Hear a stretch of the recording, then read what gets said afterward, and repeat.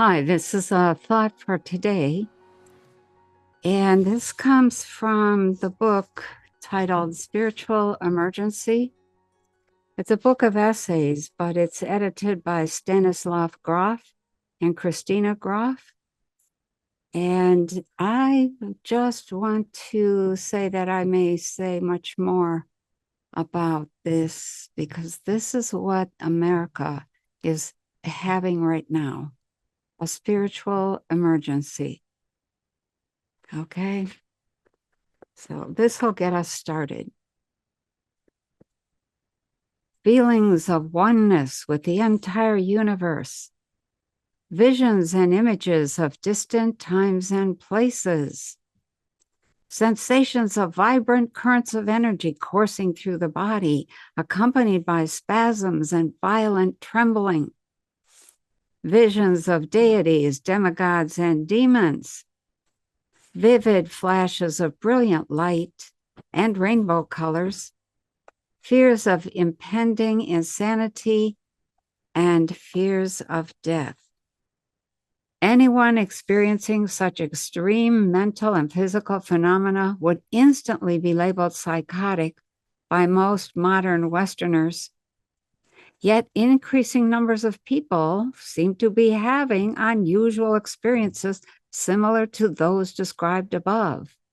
And instead of plunging irrevocably into insanity, they often emerge from these extraordinary states of mind with an increased sense of well-being and a higher level of functioning in daily life. In many cases, long-standing emotional, mental, and physical problems are healed in the process. In this essay, we will explore the idea that many episodes of unusual states of mind, even those that are dramatic and reach psychotic proportions, are not necessarily symptoms of disease in the medical sense. We view them as crises of the evolution of consciousness or spiritual emergencies, comparable to the states described by various mystical traditions of the world. The worldview created by traditional Western science and dominating our culture is, in its most rigorous form, incompatible with any notion of spirituality. In a universe where only the tangible, material, and measurable are real, all forms of religious and mystical activities are seen as reflecting ignorance, superstition, and irrationality or emotional immaturity. Direct experiences of spiritual realities are then interpreted as psychotic, manifestations of mental disease. Our personal experiences and observations during years of involvement in various forms of deep experiential psychotherapy have led us to believe that it is important to take a fresh look at this situation in psychiatry and in our worldview in general, and reevaluate it in the light of both historical and recent evidence. A radical revision of thinking about mysticism and psychosis is long overdue.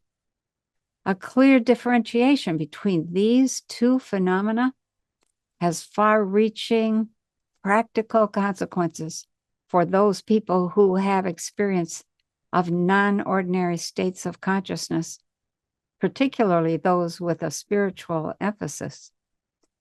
It's important to recognize spiritual emergencies and treat them appropriately because of their great positive potential for personal growth and healing, which would ordinarily be suppressed by an insensitive approach and indiscriminate routine medication. And I'm going to stop there and just point out that the United States, other countries, England, France, Germany, all the countries of the West are at that moment of spiritual emergency.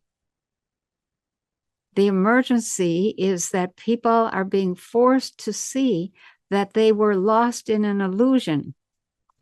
And that is what a spiritual emergency comes down to. It's the end of illusion. It's the beginning of seeing what is. And when what you see is difficult to admit, you enter into all sorts of difficulties. And the more you deny, the worse your dreams get, the stronger the visions come in. You cannot begin to awaken and then stall out somewhere in the middle. It doesn't work that way. Once you open a little bit, consciousness takes you at face value and says, let's show him some more. Let's tell her some more. So as you go through your day today, look around at the world. Look at what is changing. Look at the illusion that is breaking down. And be aware that what we have is an evolutionary crisis on our hands, because that's what spiritual emergency is. It's the opening to something greater.